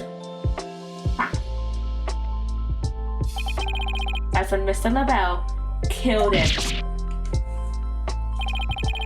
Next, he took the Mayor, who he had also drugged, into the Forbidden Chamber. Then he returned to the Fox Chamber, slipped into some of the Mayor's spare clothes, and completed the disguise by dooming the Amazing Nine Tails mask. With his entire charade in place, Mr. LaBelle let out a scream. The scream that led Jinxie Tenma to the scene. So then, the person who said I killed Alderman Kyubi was... Yep, that was Florent LaBelle in disguise. The Mayor never actually Silence. This is no more than guesswork and speculation. Now stop Objection! and No, you twisted samurai. This time you stop your jabbering and let me finish making my case. Apollo is so real for that. Once Miss Tedman left the scene, Mr. LaBelle, still wearing the mayor's clothes and mask, opened the forbidden chamber so he could drag the mayor back out into the fox chamber. Also, the amazing nine tails that the mayor saw was right. It was LaBelle opening the forbidden chamber. The second time Mr. LaBelle opened the door to the forbidden chamber, he happened to catch the thieving Mr. Filch by surprise. Startled, Mr. Filch, in Tenmataro disguise, ran as fast as he could away from the room. As he did, he left behind him a trail of feathers and tracks, and gave Miss Tenma the scare of her life in the hallway. With no one left to witness the events that had occurred, Mr. LaBelle then proceeded to drag the sleeping mayor back into the fox chamber. I see. Well, that all certainly does make sense. Then, after dragging the mayor back into the fox chamber, Mr. LaBelle threw the mask out of the window and fled the Silence! room. For this absurd theory to work, it requires that the defendant be the Amazing Nine Tails. However, he was the one pushing for the municipal merger. That such an individual could possibly be the Amazing Nine Tails is preposterous. Because Mayor Ten was the one initially pushing for the merger to happen. The mayor was blackmailed into pursuing the merger. Yeah, he was. Miss Tenma's life would have been in danger if he had openly voiced his opposition. That's why he created a secret identity as the Amazing Nine Tails. This is madness. No one could possibly hatch such an insane plot unless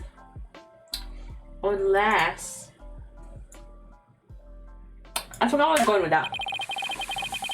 No one accepts a killer as insane as his plot, and I'd say Florent LaBelle more than qualifies. Foolish mortal, it is at your own peril that you forget who I am. Shush, Tenma. Mayor Tenma, it's okay now. Jinxie will be safe just as soon as Mr. LaBelle is arrested. You are the Amazing Nine Tails, aren't you?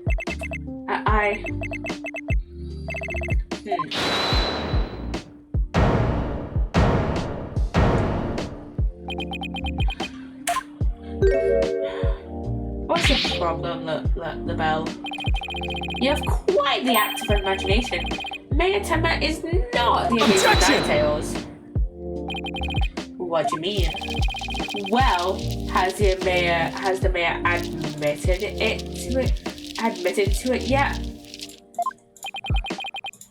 That's just, even if he did admit to such nonsense, I would reveal the truth behind Tenmataro right here and now. What? Why you dare reveal the secret? Ha. My good friend the Alderman told me all about it, but it wouldn't be good to expose the truth. What with the superstitions now, would it? The truth behind Tenmataro? What's he talking about? So go ahead, say it. I am the Amazing Nine Tails. I dare you. Objection! Wait, will somebody please explain what's going on here? Mayor Tenma will do anything to keep the truth behind Tenmataro a secret. A dark, terrible truth that has been kept secret by the village superstitions. And if the mayor admits to being the Amazing Nine Tails, he'll expose the truth. Right, I won't have him walking free because of some nonsense you made up. So what now, Justice Donna? Without the mayor's admissions, your theory is as useless as you are in battle. I'll show you who's useless. Apollo, don't you dare give up now. I know. Your Honor, I believe Mr. LaBelle's statement warrants a thorough cross-examination. After all, the true identity of the Amazing Nine Tails is the cornerstone of this case. You do have a point there. Please answer this court, Mr. LaBelle. Is this defendant the Amazing Nine Tails or not? Witness testimony. I think this is our last one of this case. The Amazing Ninetales' true identity is not Mayor Tenma. The mayor would never admit to such utter nonsense. But if he did admit to such nonsense, I will expose the truth behind Tenma Taro right here and now. And that will bring ruin upon Ninetale Vale, just as the superstitions say.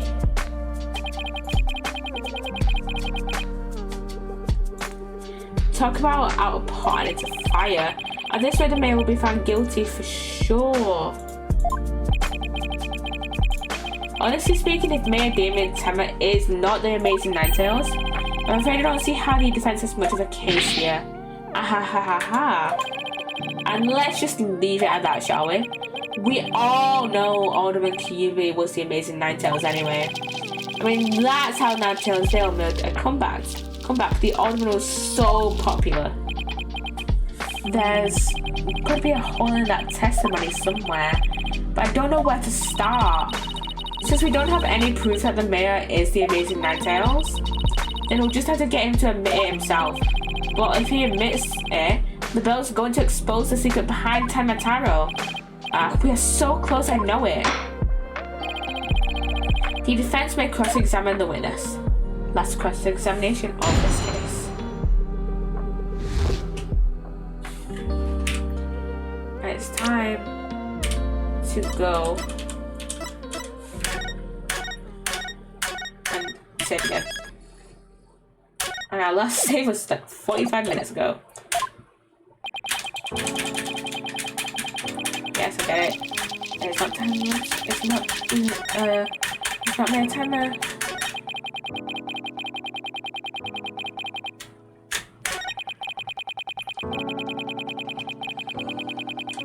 What do you mean it'll bring ruin? What do you mean, mate? Do not gaze upon Tenma Taro. Do not tell others if you see him. Isn't that what the village superstitions say? Exactly. Telling others what Tenma Taro looks like would reveal the truth. That's why the superstitions were written down in the first place. And ruin coming to the village if we free him. Is that a warning not to expose the truth? Ha. Bingo! And that truth is, Tenma Taro is a great greedy, inspiring fortune. That's what the whole battle over Ninetales Vale is all about. Tenma Taro is a great fortune. Come to think of it. Filch did mention it. Only that it's the greatest get-rich-quick chance in the universe. Grandpappy told me all about it. Says there's an amazing treasure in there. Could Tenma Taro actually be Forbidden Chamber treasure? Telling the villagers that Tenma Taro is a terrifying yokai is what has scared them away from the Forbidden Chamber and the treasure within. That's how the treasure has been kept secret this whole time. Well. It seems that Ace Attorney here has uncovered the truth that must not be revealed. Mayor Tenma looks like he wants to keep the truth hidden as much as I do. Tragedy is doomed to repeat itself as long as Tenma Taro exists. That's why the secret must be protected. As long as Tenma Taro exists, huh? Mr. LaBelle, please add that statement to your testimony. Because we know that it got stolen. Objection! Mr. LaBelle, what if Tenma Taro no longer existed? Revealing the truth would no longer be an issue, would it? If Tenma Taro no longer existed? Ha. What on earth are you talking on about? Oh, apparently you haven't heard. Tenma Taro no longer exists. I guess you didn't get to do a thorough search after the key was taken from you. Because when we searched the Forbidden Chamber, there wasn't any treasure there. Really? Well, maybe you weren't looking in the right place. Sorry, but I have proved that Tenma Taro no longer exists. Take a look at this figure. What do we have here? It looks like some sort of creature. We found this in the Forbidden Chamber. It's an Azuki Kozo figure. The great thief, Azuki Kozo, used to leave them at the scene of his crimes. Are you suggesting that Tenma Taro has been stolen? Yep, Phineas Switch's grandfather and Master Thief was the culprit. And by that hideous, moronic caretaker's grandfather, no less. You. No! My beautiful golden Tamataro was... The greed inspired by Tamataro can no longer bring ruin upon Ninetales Vale. Isn't that right, Mayor Tenma? The root of tragedy would indeed seem to be gone. In fact, I now recall the alderman revealing the secret to me on the day of our meeting. He must have been speaking of Tamataro, for he said to me the gold ingot was gone. The gold ingot? You mean the treasure that is Tamataro's true form? Recall, if you will, the scroll in the Forbidden Chamber. Tamataro is the yellowish object shown there, a giant gold ingot that my nomadic ancestors bestowed upon Ninetales Vale. In return for that gold my ancestors did receive from Ninetales Vale, land that would become Tenma Town, but dread the villagers' mad greed did that greed fortune. Better was their greed-fueled battle. It was as if they were possessed. My ancestors' gold became as a curse upon their village, a curse of ruin. Thus it was that the yokai Tamataro came to be. So Tamataro and the village superstitions were merely fairy tales to scare people away. Fairy tales or not, Tamataro made quite a mess of things. Yes, indeed, for there is no greater monster than a mortal man's lust for gold. Well, you know what they say, the love of money is the root of all evil. My ancestors did bring a terrible thing here to Ninetales Vale. A thing so terrible that Tamataro, a monster just as terrible, had to be created to keep it a secret. Yet we have naught but love for the little village to which we owe our very existence. Tenma Town will never seek to take over Ninetales Vale in a merger. Oh my, that was quite a shocking lesson in history. Mr. Mayor, now that we know Tamataro no longer exists, are you ready to admit your secret? You are the amazing Ninetales, aren't you? No, don't do it. Please, no.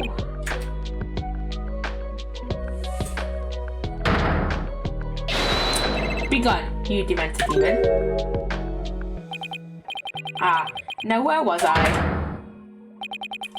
The Golden Lord of Yokai, the amazing Ninetales, is indeed me.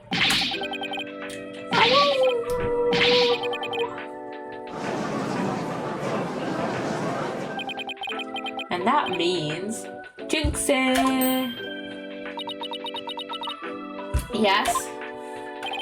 The man wearing the mayor's clothes who you saw collapse in the Fox Chamber, was he wearing the amazing Ninetales mask? That's what made me think he was Papa. He said he was going to reveal his secret identity to Alderman Kyubi that day, so it really wasn't Papa I saw there, was it? It was Florence's idea from the start. He advised me to reveal my secret identity to the Alderman. Ye shrewd Goldberg machines have less elaborate setups than LaBelle's scheme, eh? Jeez, yeah, they really do, don't they? You may rest easy now, little Jinxie. That monster's deception is through. The true facts behind this case have finally come to light. Mayor Tenma did not kill Alderman Kyubi, but Florent LaBelle did. How dare you? Peasant!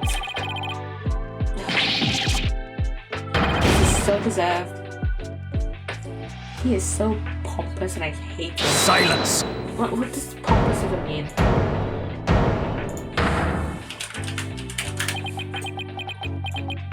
Having no exhibiting self-importance, arrogance.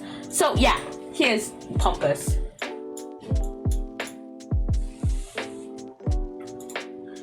Just to start out, you should at least have a real blade in your hands if you decide to cross swords with me. Or have you mistaken this battlefield for a training ground? What's this guy want now? Evidence is like a razor-sharp blade that cuts through bone as though it were butter. But you have only blind guesses, a dual blade incapable of cutting even a cake. Here's you then, Mr. Justice. After all, evidence is everything in court of law. But they're right, let's see some evidence. Of course, a perfect being like me wouldn't leave any incriminating evidence behind.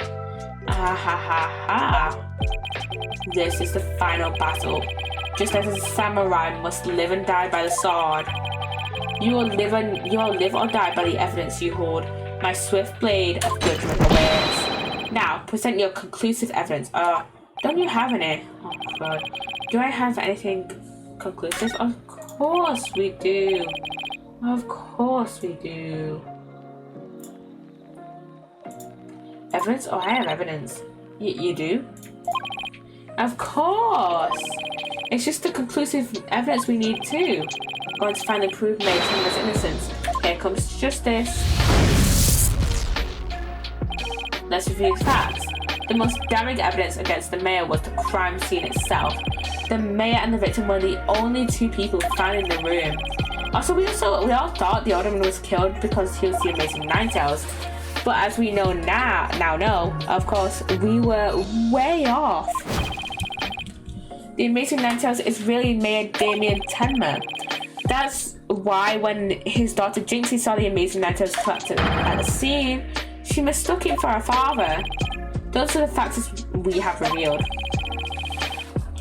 However, Mr. LaBelle asserts that he did not leave any evidence at the scene of the crime, but he didn't say anything about evidence outside the crime scene. Maybe he isn't as clever as he thinks he is.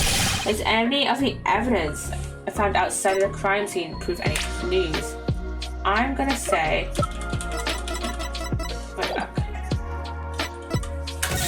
The Amazing Ninetales mask. So inside the mask? Oh, I know, the Amazing Ninetales mask. It was found washed up along the river. What sort of clue does that mask hold? The white hair. White hair in the mask. And what about the white hair in the left and in the mask? Who does it belong to? Like LaBelle. The white hair is LaBelle's.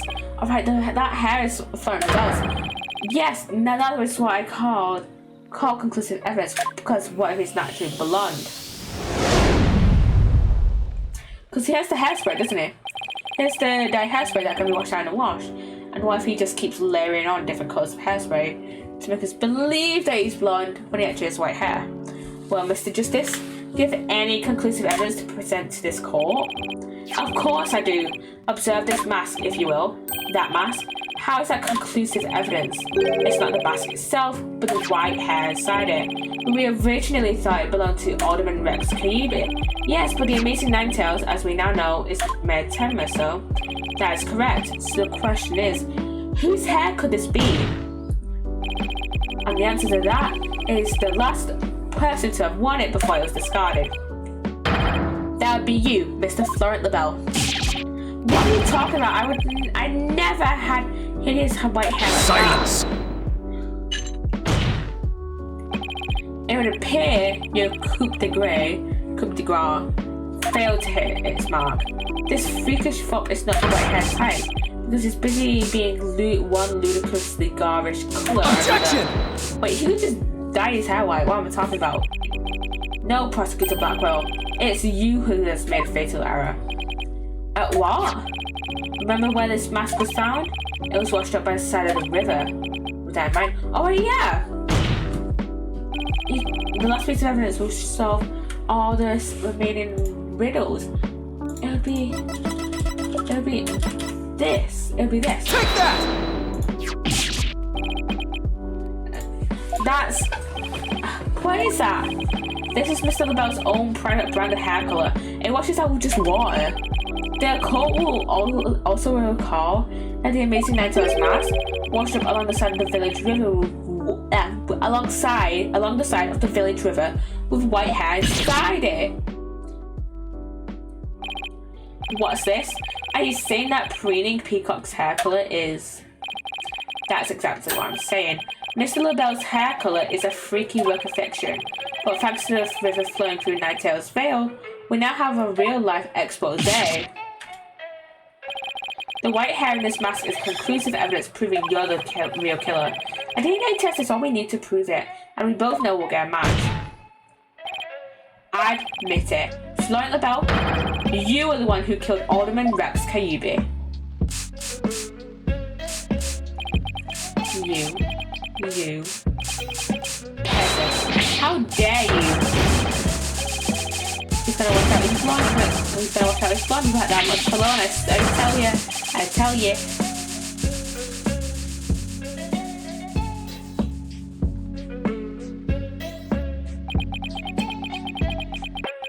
Yep.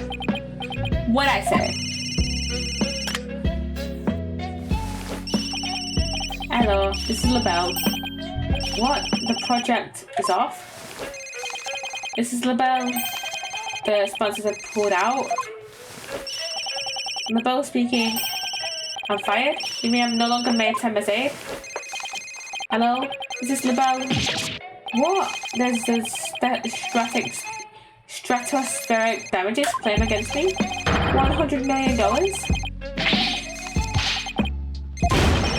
I'm finished, washed up, sick of fucking me, I'm done.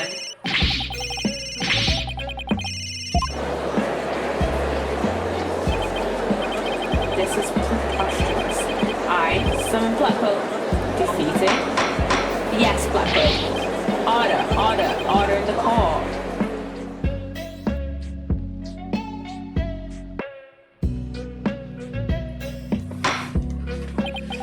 Well, this is quite the unexpected outcome. I must hand it to you, Mr. Justice. You really turned this case on its head, just like that other lawyer, Phoenix Wright. Wait, that was a compliment, right? Prosecutor Blackwell, what have you done with Frank LaBelle? The defaced man has withered like a flower without water. One of the officers is currently tending to him with a sprinkler. Why don't I just wash even more of his makeup off? Allow me to explain the actions of the guilty party in detail. The motive, of course, was to steal the gold ingot known as Tenma Taro. However, few are allowed into the manor due to its cultural ties to Ninetales Vale. LaBelle set in motion plans to gain access to the manor and the gold within via the merger. But the efforts of the amazing Ninetales saw those plans come to a halt. And thus LaBelle murdered the alderman and attempted to pin the blame on Mayor Tenma. I see. What I still can't comprehend is why he would go after the gold in the first place. Mr. LaBelle doesn't look like someone who is in need of financial aid. LaBelle hid his past well, much like he hid his beauty with makeup. He's mired in debt due to pouring money into a brand only he could love, which is why he sought the gold with such voracity. Too bad for him, someone else had got into it first anyway. I see. Very well then. I believe it's time I declare the verdict. This court finds the defendant, Damien Tenma, not guilty.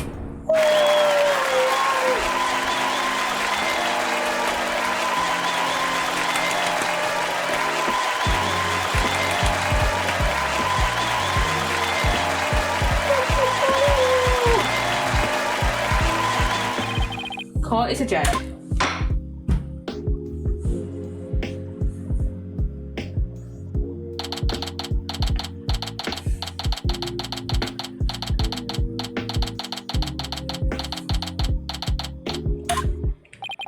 That was some seriously good lawyering, Apollo.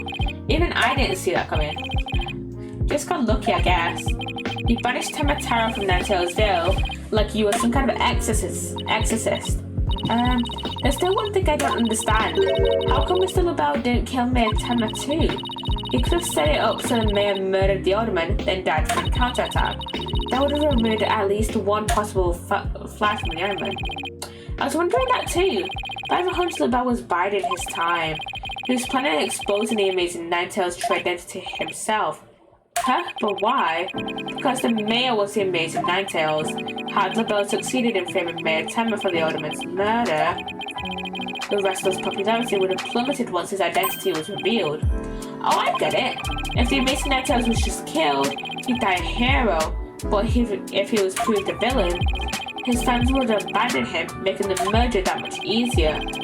Right, then when the merger was complete and everything cooled down, he'd be able to search the Forbidden Chamber at his leisure.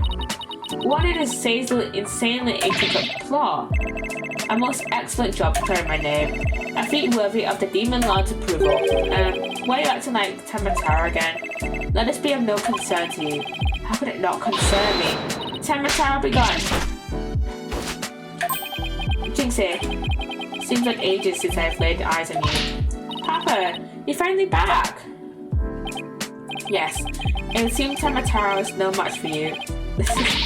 I'm not scared of that silly yokai anymore. Your father's a free man now, Jinxie. Isn't that great? Thank you for all you've done.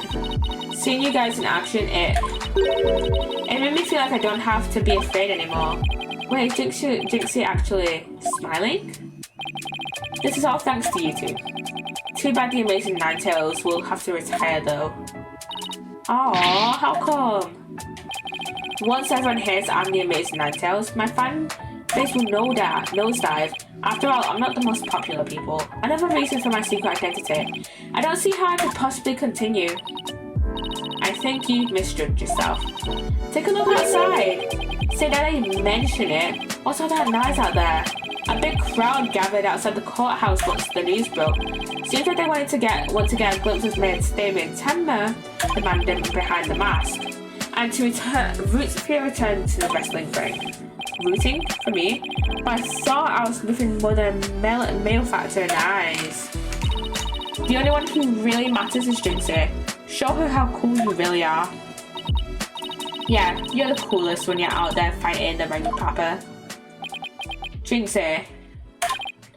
Here, I think you'll be needing this. Take that! Thank you. Now if you'll excuse me. I don't want to keep my fans waiting.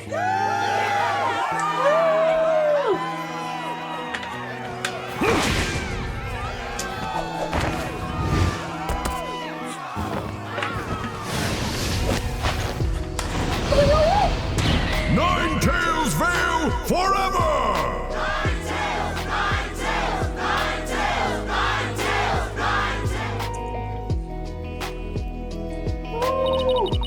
I sure hope they can settle the problems between Tenma Town and Ninetales Vale.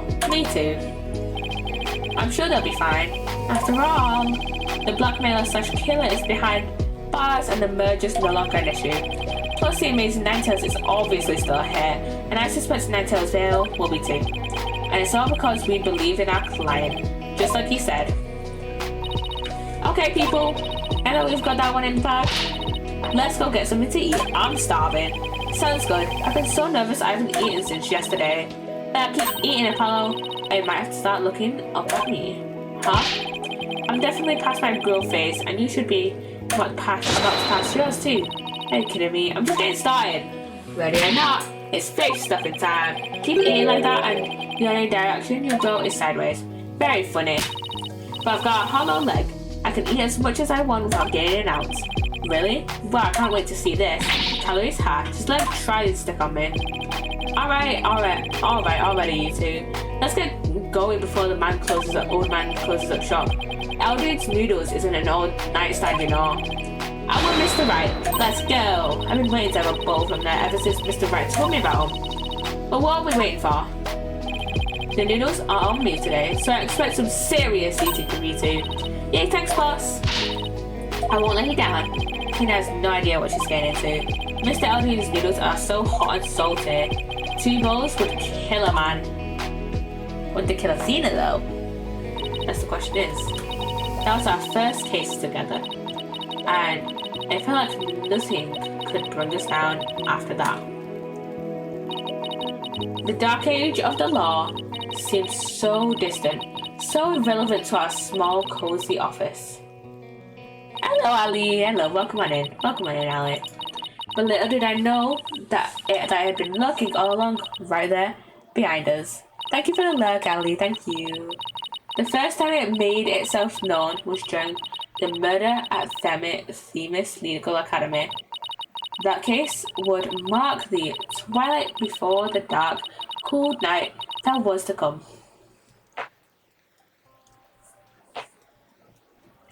I think we should keep Athena in her other outfit, in her alternate outfit, for this next case, I believe.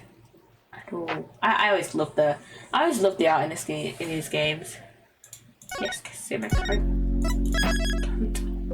progress. Our next case is Turnabout Academy. Hope you guys have enjoyed this thing. This has been slightly on the shorter side. But you know what? Whatever. We're going to go raid out. We're gonna go raid out. Let me find somebody to raid. Actually, let me go find somebody to raid. And we are going to go raid. We're going to go raid. Let's go raid Spanky again. We raided him yesterday. We'll go raid him again today. So yeah, let me wait for this add to end while I type in the raid command. I hope you have enjoyed this stream. All my socials should be either in their respective commands. I think I have a Linktree command. I don't know if I can't remember if I have a Linktree command or not. If I don't, my Linktree should be in like at the top, like right of my profile, of my Twitch profile, or it's in the About Me section somewhere. I know my YouTube is definitely down in the About Me section. So yeah, I think that's it. This VOD will go up on, it's Monday today, so it'll go up on Wednesday. It'll go up Wednesday probably after I finish work. So probably about 1-2ish p.m. BST. So yeah, let's just go and raid out. Let's go raid. Bye guys. Bye.